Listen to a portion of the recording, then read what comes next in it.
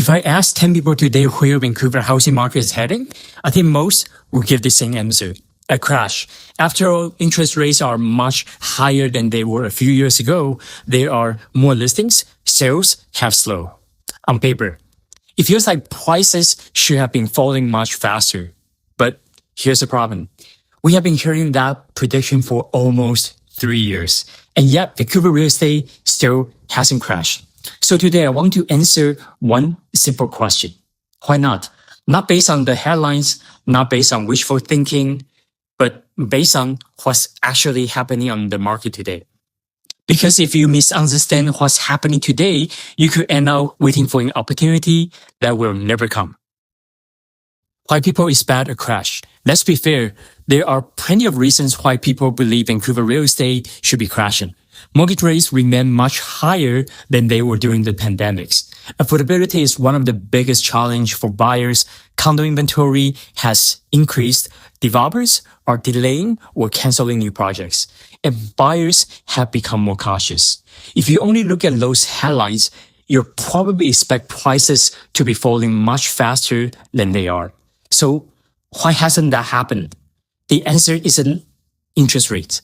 It isn't inventory, and it's not because of the demand has suddenly become strong.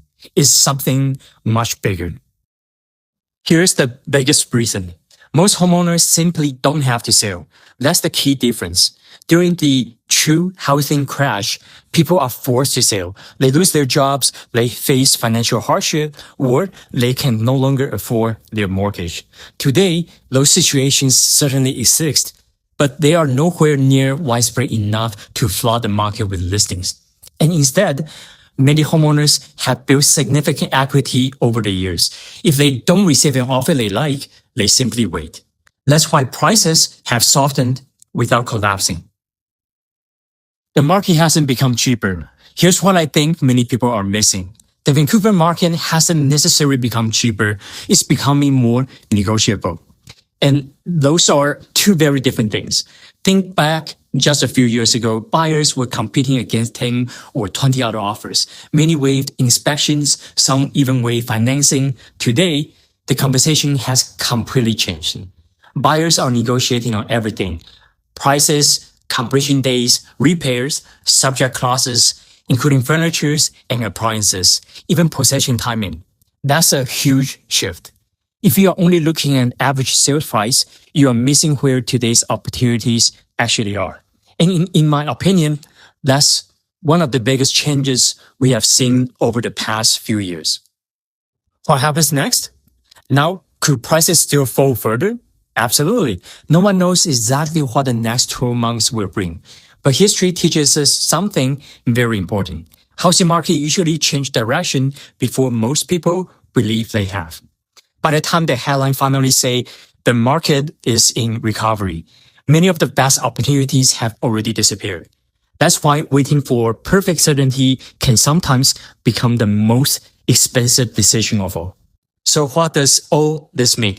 If you're a buyer, this may be one of the best negotiating environment we have seen in years. Not because the homes are suddenly cheap, but because the sellers are much more willing to have a conversation. And if you're a seller, pricing your home correctly has never been more important. In today's market, buyers have more choices. And if your home is priced too aggressively, most buyers will simply move on to the next listing. The market isn't impossible. It is simply much less forgiving than it was a few years ago. So maybe the better question is not when's Vancouver's real estate going to crash. Maybe the better question is, why if I'm waiting for the wrong thing? Because today's market isn't really about timing the absolute button. It's about recognizing opportunities while everyone else is still waiting.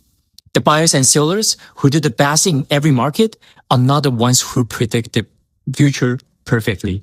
They are the ones who understand what's happening today and make informed decisions accordingly. If you have made it this far, I would really love to hear your opinion. Do you think Vancouver real estate has another 20% to fall? Or do you think the worst is already behind us? Leave your thoughts in the comment below. I read every single comment, and many of my future videos are inspired by the questions and discussions we have here. If you enjoy straightforward Vancouver real estate updates without hype, I really appreciate if you can like and subscribe to my channel.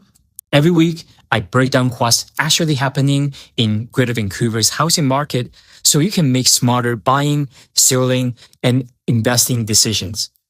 Thank you so much for watching, and I will see you in the next video, or simply, better go Mike.